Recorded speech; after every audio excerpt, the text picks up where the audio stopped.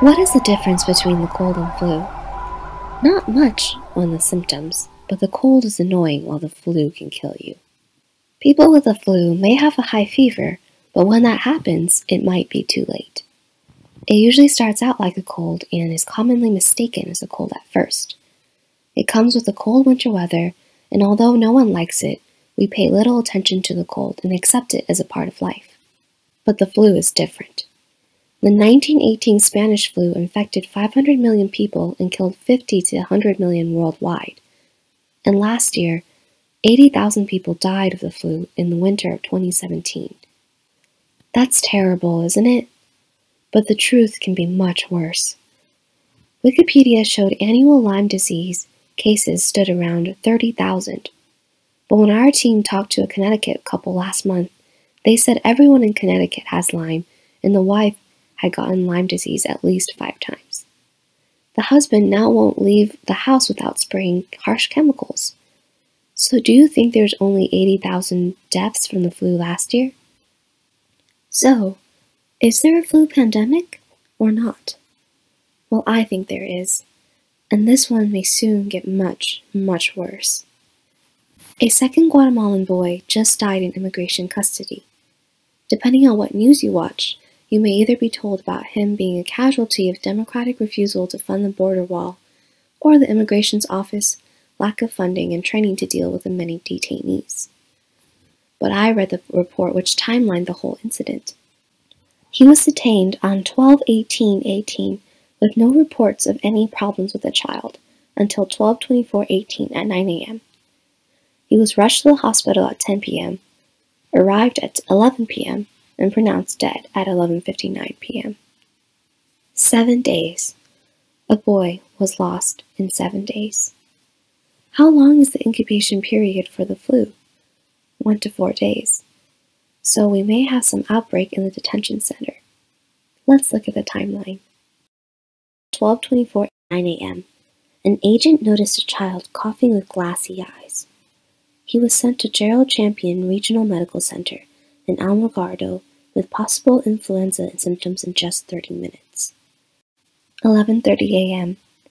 Hospital staff conducted several tests on Felipe for strep throat. 12:45 p.m.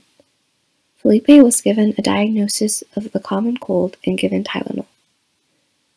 1:20 p.m. He was evaluated for release and found to have a 103-degree fever and was held for continued observation. 2:50 p.m. Felipe was released from the emergency room with ibuprofen and amoxicillin, the antibiotic. He and his father were sent to temporary holding at the Highway 70 checkpoint. About 5 p.m. Agents provided Felipe with a dose of the prescribed medication as ordered by the medical staff, and agents conducted several welfare checks that evening. 7 p.m. Felipe appeared to be nauseous and vomited. Agents were aware of this and helped clean up the vomit. His father declined further medical assistance as the child had been feeling better. 10 p.m. Felipe appeared lethargic and nauseous again. Felipe and his father were sent to Gerald Champion Regional Medical Center. During transportation to the hospital, he began to vomit and lose consciousness. 11:07 p.m. Radio traffic indicated that the agent had arrived at the medical center, where he was met by hospital staff. 11:48 p.m. Hospital staff were unable to revive Felipe and pronounced him dead. I'm sorry to share this terrible story with you. Although there is no report of a major flu outbreak, Felipe's death showed you how you can die even when you are sent to the ER, given medication, and have a family member taking care of you. The story will not make it into any news if he was not in custody. Many people die of the flu every year, but when you hear it from the news, it may just be the tip of the iceberg. Today I saw another news. Andy Lau, the famous actor and singer adored by Chinese fans all over the world, canceled his current tour because of the flu. Forgive me for using him as another random sample, but obviously, the situation is worse than we think. How bad is this flu? It is bad because it has already taken lives without us knowing. and it can get much worse if we don't do something to stop it. In addition to getting a flu vaccine, there are many other ways you can do to protect yourself from contracting the flu. You can practice preventative actions to help stop the spread of germs. Avoid close contact with sick people as much as possible. If you are sick with flu symptoms, the CDC recommends that you stay home for at least 24 hours after your fever is gone. Cover your nose and mouth with a tissue when you cough or sneeze. Wash your hands often with soap and water.